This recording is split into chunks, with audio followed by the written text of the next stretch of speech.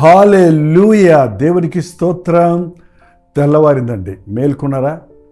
దేవుణ్ణి స్తుతిద్దాం రండి. చూడండి, ఆకాశ పక్షులన్నీ కిచకిచలాడుతున్నాయి. ఎక్కడ చూశారు?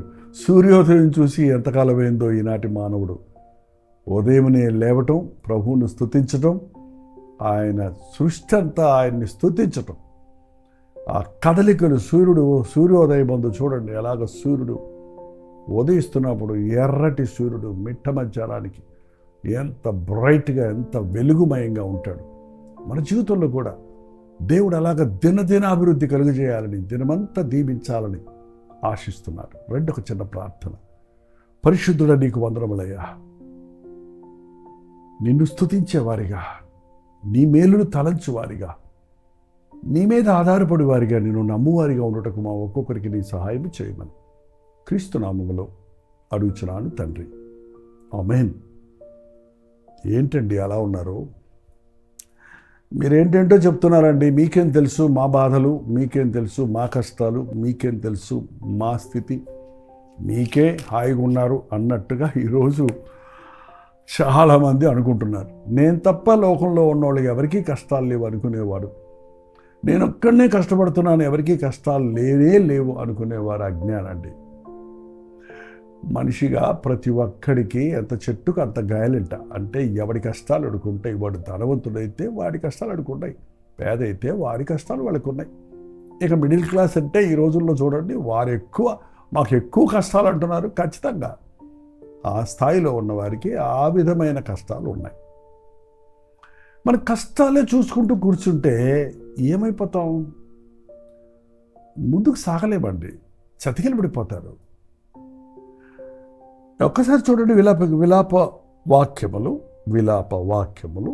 3వ అధ్యాయము 18వ వచనంలో, నా బలము ఉడిగెను అనుకుంటుని, యెహోవా యందు నాకు ఇక ఆశలు లేవనుకుంటుని, నా శ్రమను, నా దురవస్థను, నేను తాగిన మాచపత్రిని, చేదును జ్ఞాపకము చేసుకొనుము.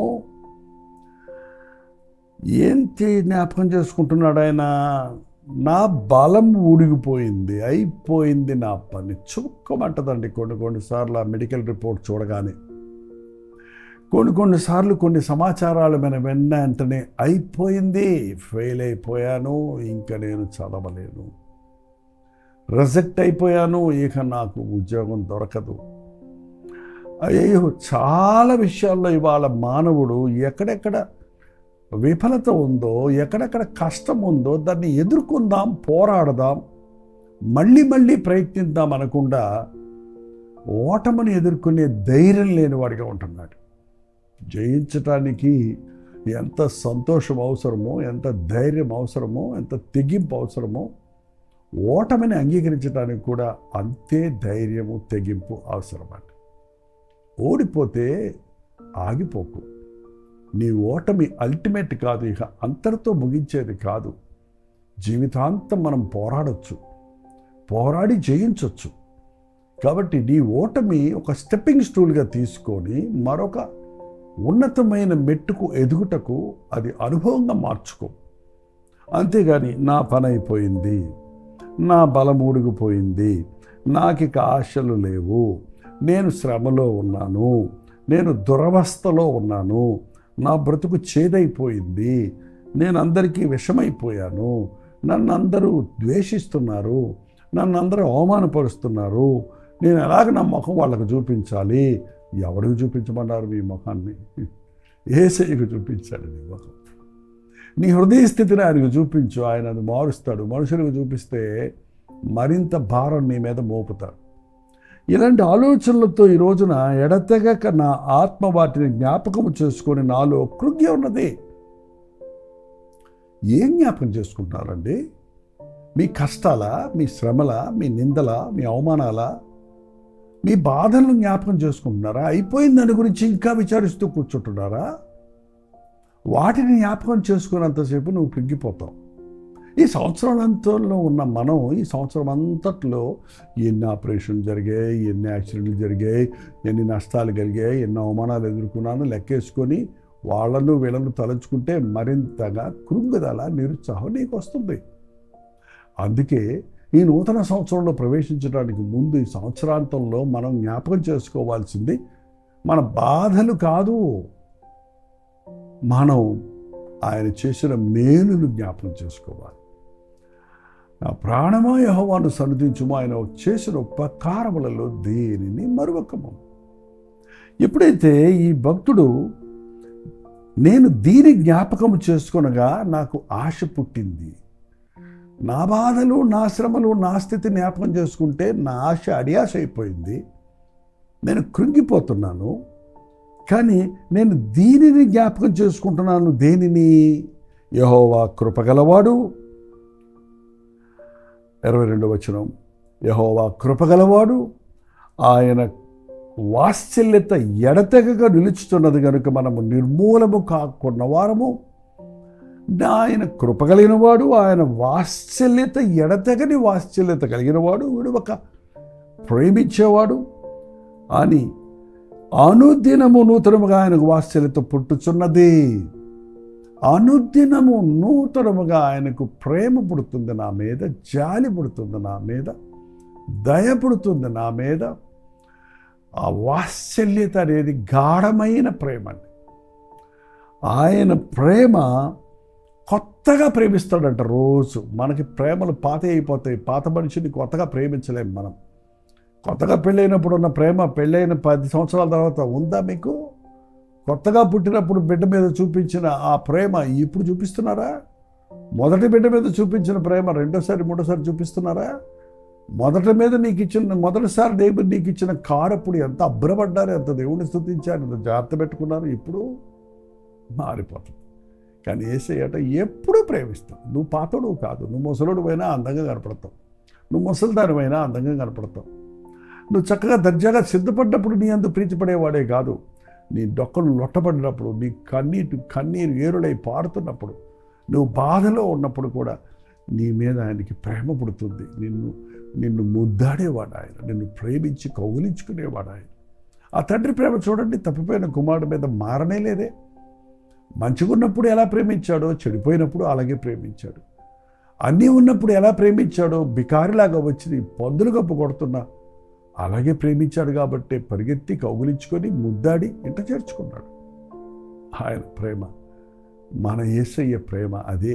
నీ బుద్ధిహీనత వల్ల నువ్వు నష్టపోయినా, పాడైపోయినా, పాపానికి చోటిచ్చి దేవునికి దూరమైపోయినా, ఆయన ప్రేమను నువ్వు జ్ఞాపకం చేసుకుంటే నా తండ్రి ఇంటిలో సమృద్ధిగా కూలోళ్ళకు కూడా ఆహారం ఉంది, నేను వెళ్తాను అని తిరిగి వచ్చాడు కనుక దీవించబడ్డాడు. ఈ సంవత్సరాంతంలో నువ్వు దూరమైపోయావేమో దేవునికి, అందుకే నీ బాధలు విస్తరించాయి, అందుకే నీ శ్రమలు చిక్కులు ఎక్కువైనవి. నువ్వు దేవునికి దూరమై నాకు దేవుడు దూరమయ్యాడు అనుకుంటున్నావే కానీ దేవుడు ఎప్పుడు ఆయన స్థానంలోనే ఉన్నాడు. మనమే లోకాన్ని ప్రేమించి ఆయనకు దూరమై ఆయన నాకు దూరమయ్యాడని ఆయన మీద నెపం మోపుతున్నాం. కానీ ఆయన ఎవ్వరికి హృదయపూర్వకముగా 33వ వచనం, ఆయన హృదయపూర్వకముగా మరులకు విచారమునైనను బాధనైనను కలుగజేయవాడు కాడు, కలుగజేయడు. ఆయన కావాలని మరి బాధలు కలుగజేయడు.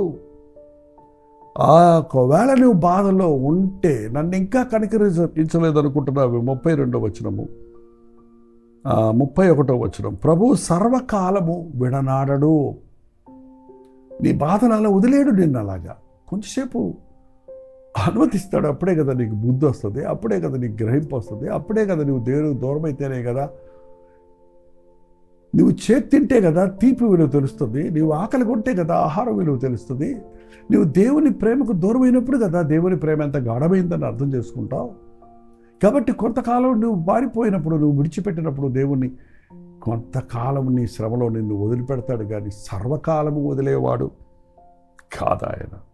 ఆయన బాధ పెట్టినను కృపా సమృద్ధిని బట్టి జాలిపడును.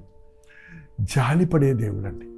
మన పిల్లలకు ఒకసారి మాట పడినప్పుడు గట్టిగా దండిస్తాం, కొడతారు కొంతమంది తల్లిదండ్రులు. వాడు గుక్కబెట్టి ఏడుస్తున్నప్పుడు, లేకపోతే భయంకరంగా గాయాలు పొందినప్పుడు తిరిగి ఏం చేస్తారు చెప్పండి? ఆ తల్లి మళ్ళీ కౌగిల్లోకి తీసుకొని ఆ బిడ్డను ఆదరిస్తుంది. ఆ తండ్రి ఆ బిడ్డను వెంటనే హాస్పిటల్కి తీసుకెళ్ళి ఆ బిడ్డ విషయమై జాగ్రత్త తీసుకుంటాడు. ఆ బిడ్డకు అవసరమైతే సారీ చెప్తాడు. ఎంత గొప్ప పరమలోకపు తండ్రి అంటే, ఆయన బాధ పెట్టినప్పటికీ ఆయన జాలిపడే దేవుడు కాబట్టి, ఆయన గాయాలు చేసినప్పటికీ ఆయనే గాయాలు మార్చేవాడు. ఆయన దండించిన శిక్షించిన దానికి డబుల్ మనకు ఆదరణను ఆశీర్వాదాలను ఇచ్చేవాడిగా ఉన్నాడు. యేసయ్య మనకు ఉన్నాడు అని గుర్తించిన వాడు కృంగిపోవడం అవసరం లేదు.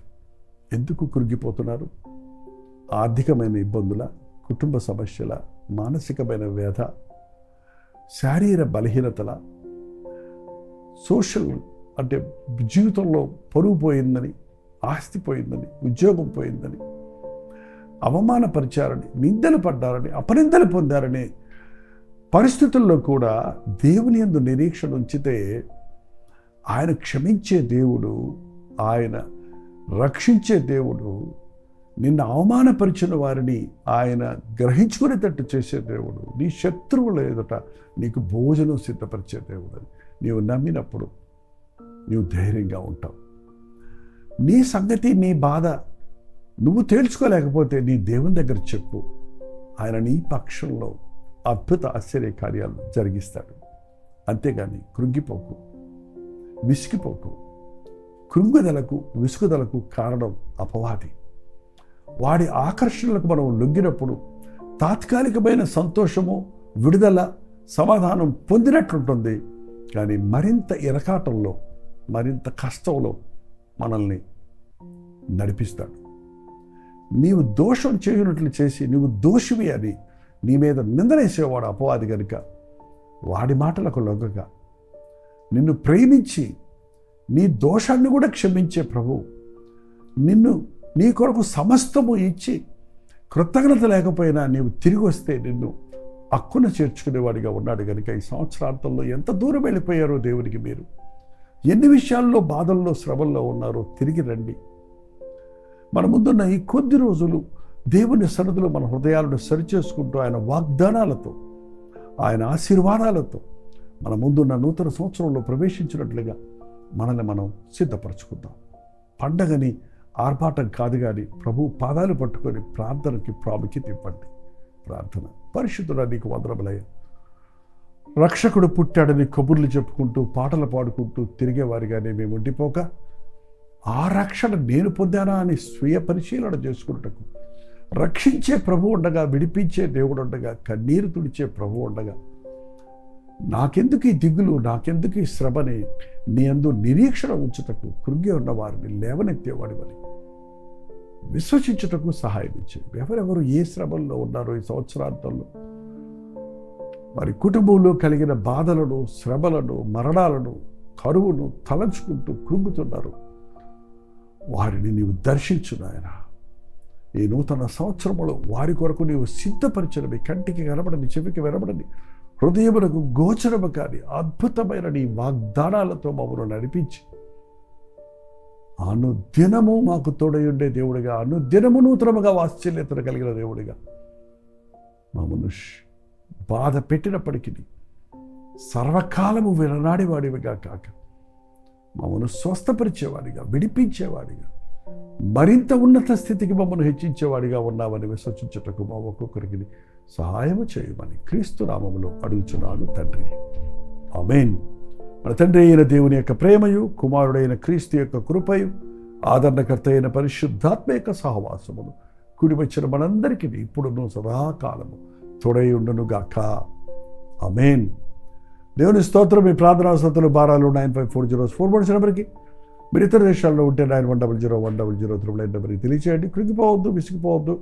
దేవుడు మీకోసం గొప్ప తలపులు కలిగినాడు. నూతన సంవత్సరంలో నూతనమైన ఆశీర్వాదాలతో మిమ్మల్ని నింపాలని, అనుదినము నూతనంగా వాత్సల్యత కలిగిన ప్రభు అనుదినము మనల్ని కాపాడుతూ గమనించాలని ఆశిస్తున్నాడు. ఆయన ఎందుకు విశ్వాసం ఉంచుదో ఆయన నామంలో ప్రార్థిద్దాం. రోజుతమైతే మధ్యాహ్నం 3 గంటలకు హెచ్చరిక, అలాగే రాత్రి 9 గంటలకి కలువరి ప్రతి దొరిలో మళ్ళీ కలుసుకుందాం. అంతవరకు దేవుడి మహాకృప మీకు తోడైందాక.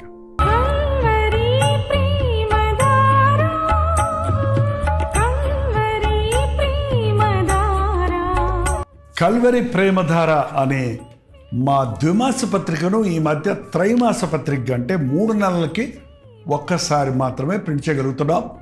మరి గత 40 సంవత్సరాల పైబడి కొనసాగుతున్న ఈ పత్రికను ఆపు చేయటం ఇష్టం లేక దీన్ని త్రైమాస పత్రికగా మార్చున్నాం.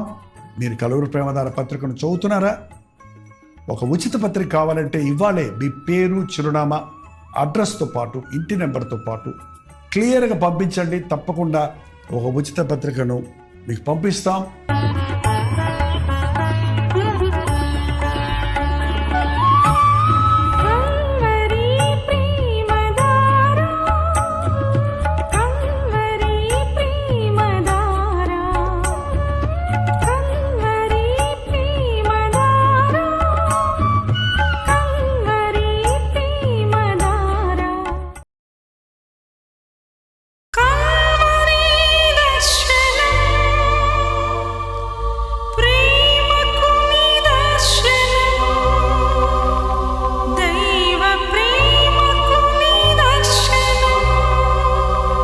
తెలుగు, తమిళ, హిందీ, మలయాళం, బెంగాలీ, ఒరియా అనే 6 భాషల్లో టెలివిజన్ ప్రోగ్రామ్స్ కొనసాగుతూనే ఉన్నాయి. భారభరితమైన పరిచయంలో మీరు సహకరించాలని ఆశిస్తే, ప్రభు మిమ్మల్ని ప్రేరేపిస్తే మీ విరాళాలు, కానుకలు మనకి మీరు పంపించవచ్చు. అవి నేరుగా టీవీ ఛానల్స్కి వెళ్తాయి. అందులో ఏది మేము మా సొంత ఖర్చుల కొరకు ముట్టుకోవటం లేదు, వేరే పరిచయ కొరకు ముట్టుకోవటం లేదు. టెలివిజన్ పరిచయలో ఇంకా సువార్త వినని వారికి అది అందించాలని ఆశతో ఒక 20 సంవత్సరాలుగా కొనసాగుతున్న పరిచయం కొరకు ప్రార్థించండి. మీ సహకారాన్ని అందించండి. ఈ విషయం మీకు ఇంకా వివరాలు కావాలంటే 89393939 అనే నెంబర్కి మార్నింగ్ 10 నుంచి ఈవినింగ్ 10 లోపల మీరు ఫోన్ చేయండి. వివరాలు మీకు తెలియజేస్తాం.